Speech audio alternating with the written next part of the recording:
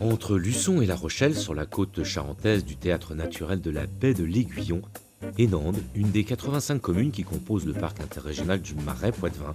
En empruntant la départementale 105, impossible de rater cette vieille dame perchée sur son rocher de calcaire, l'église Saint-Martin, emblème du patrimoine historique de la commune.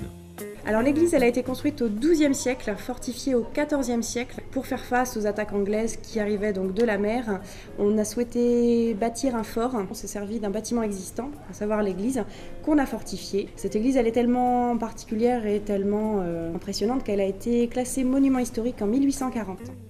Et au pied de l'église, un pôle touristique culturel confié en gestion à l'association Enandis, avec entre autres dès l'entrée un accueil et sa boutique de produits régionaux.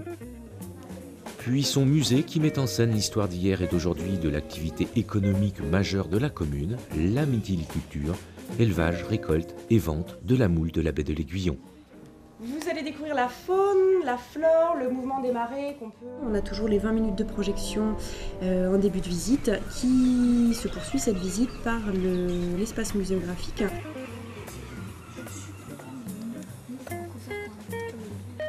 On prend à peu près 1 heure pour faire la visite du musée et en complément, on propose la visite de l'église fortifiée.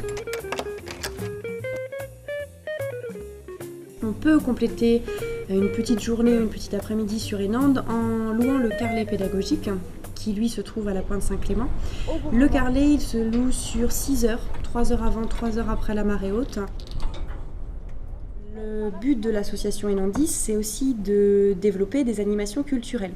Donc là, lundi prochain, le 16 juillet, en partenariat avec la région Poitou-Charentes, on reçoit des nuits romanes. Le 14 et le 15 août, on reçoit également un site en scène, donc là avec le Conseil général de Charente-Maritime, site en scène qui s'appelle les Éclats des Nandes, cette année sur le thème des bâtisseurs de l'église. Comme chaque été, c'est donc la fête à Enandre. En période hivernale, ce sont les groupes scolaires de la région Poitou-Charentes qui profitent des actions pédagogiques proposées par l'association Enandis autour de la découverte de la nature et de la protection environnementale.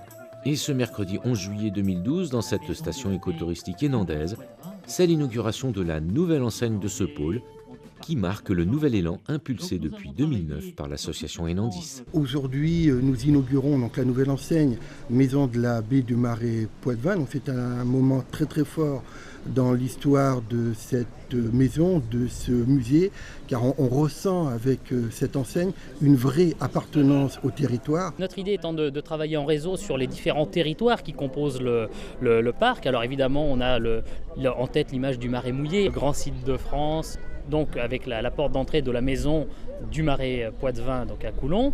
Et puis également, nous avons développé les autres richesses de ce marais, et notamment les espaces naturels, à la maison des espaces naturels de Saint-Denis-du-Péré, et puis aussi cet exutoire littoral dans la baie de l'Aiguillon, face à l'île de Ré, autour de la maison de la baie du Marais Poitevin à Enande.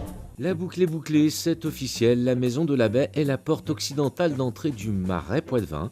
Un passage recommandé avant de se lancer à la découverte de cette deuxième zone humide de France et de profiter ainsi de la cohérence territoriale d'un tourisme vert et durable, favorisé et accompagné par le parc interrégional du Marais Poitevin.